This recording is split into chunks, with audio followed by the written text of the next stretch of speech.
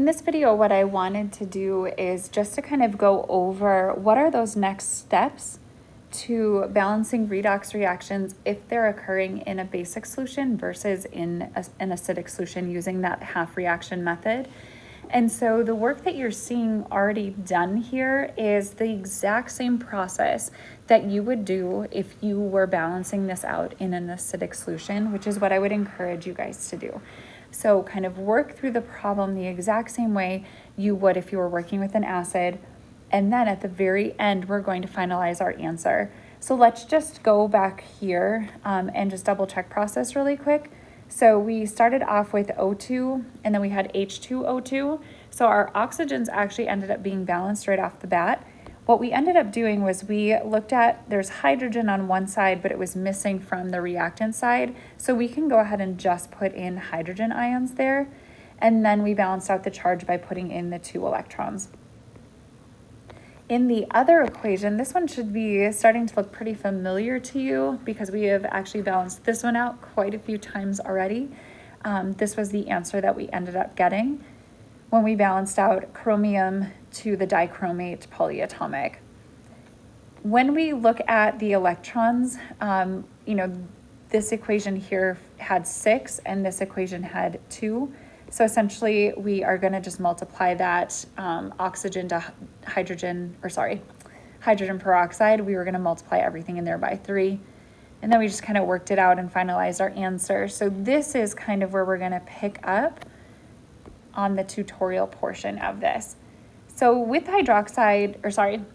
with basic solutions, essentially at this level, what we're looking at are going to be hydroxide-based compounds. Again, just like with acids where there are other compounds that could be classified as an acid that doesn't have to necessarily donate hydrogen ions, there are other things that are bases that don't have hydroxide ions, but for all of the examples we're doing at this level, we're going to assume that hydroxide ions are available.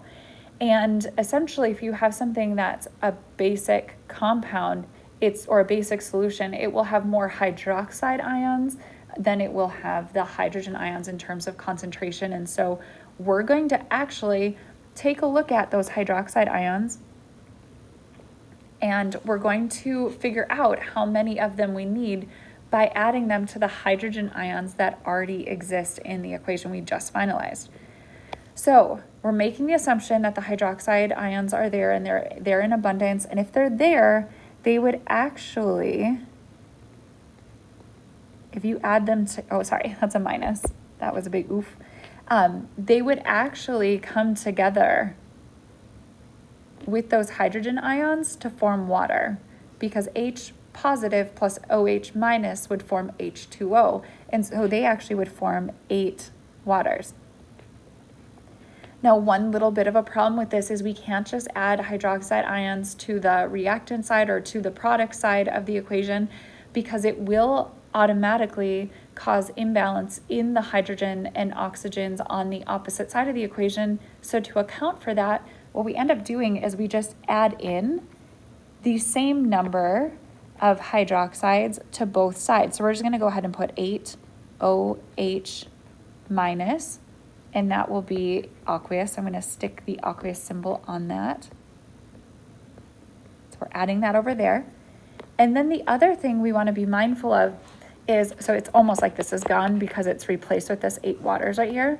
The other thing we want to be mindful of is the fact that in previous steps, we would have simplified the, if there are compounds on both sides that are the same, we can simplify it, and there is no exception to that here. So we actually end up with 7 waters on the reactant side and the 8 waters on the product side. So we would subtract out the 7 waters from both sides, and that would leave us with 1 water.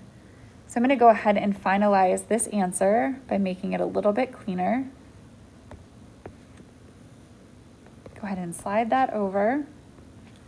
And then same thing with this. I'm going to just clean this up, get rid of all of that, get rid of all of the nonsense there, and I'll just write in H2O.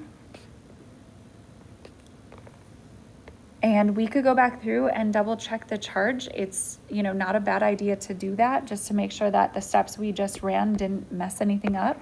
So we would have a -8 plus 6 from here, and then plus a 0 would equal -2. If I'm doing my math correctly. And then over here, we get a -2 from the dichromate plus 0 from the water plus 0 from the hydrogen peroxide. So we have a -2 here as well. And that looks like it works. So our final answer is changed slightly from our original answer. And on these ones, you should have hydroxide ions instead of hydrogen ions in your final answers.